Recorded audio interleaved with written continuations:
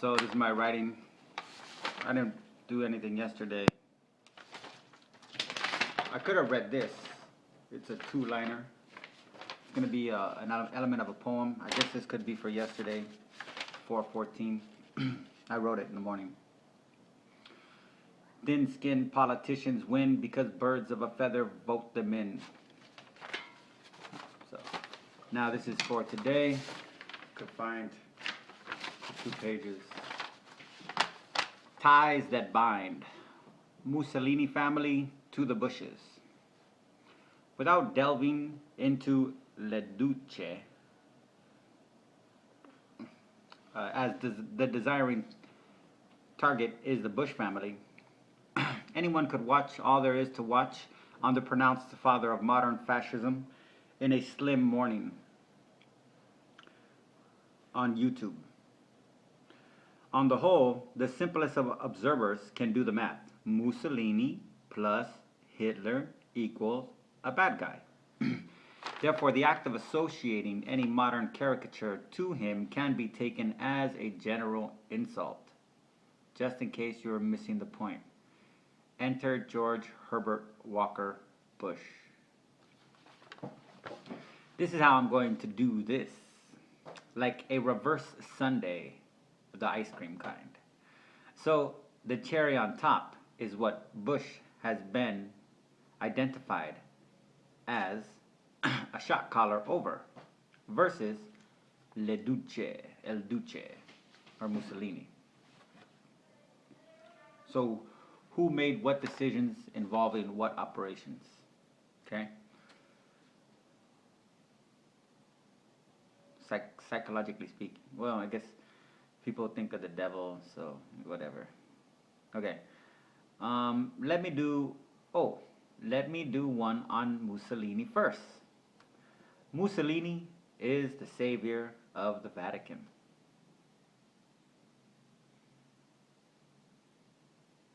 So, I'll just leave that at that. Bush modernized and industrialized the South American cocaine trade. It was an endeavor worthy of his master's legacy, the East Indian Company. It's a little like Washington, another George, imperial strangling of the American rye whiskey industry, while personally pumping hundreds of gallons a year, tax-free, to his friends and ex-countrymen. Bush never accepted responsibility for any domestic acts of violence against political opponents. Mussolini boasted that he was behind his opponent's violent demise in a public address. He didn't have to be recorded on the sly.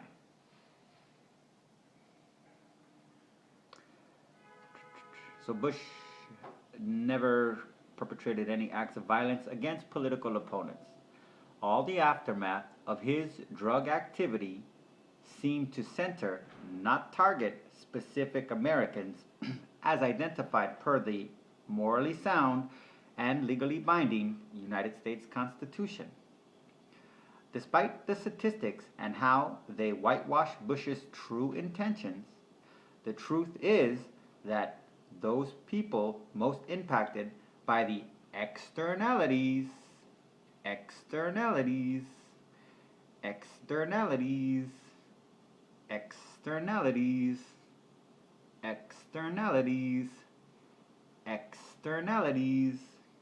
never declared themselves Bush's political opponents.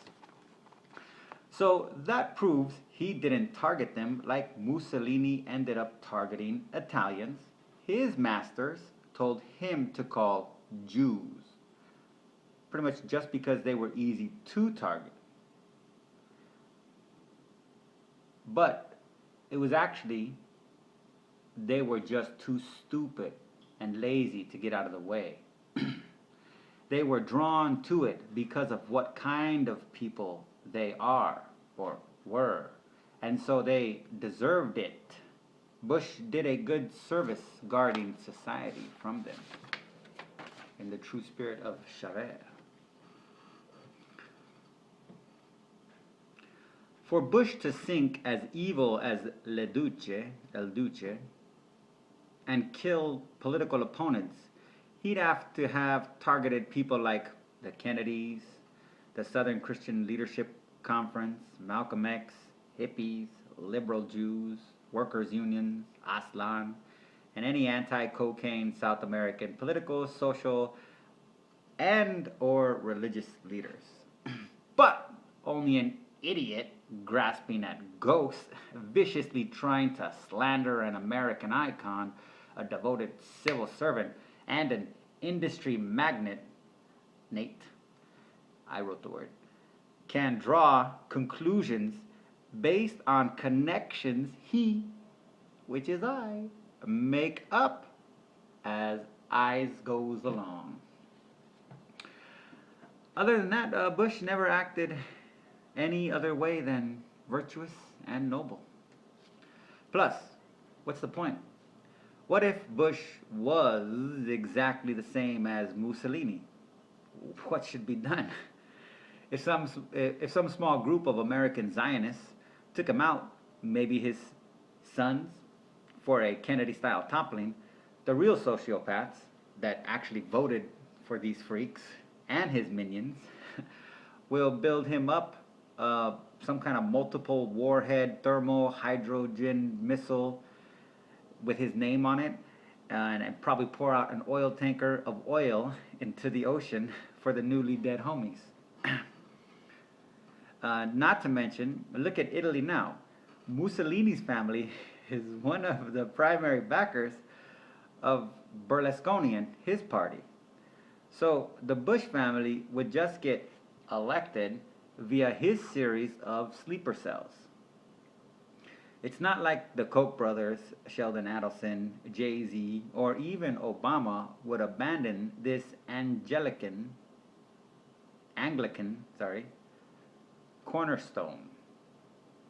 So, I have proved myself wrong in trying to associate one with the other. I prove they are not alike at all. Italy proved to be able to survive without El Duce. The U.S. has proven it cannot do the like without H.W. This is where we draw from Nelson Mandela's love for Invictus. For what else is George but at the helm of not only his own life, but of that of millions and millions? What a hero. What an American.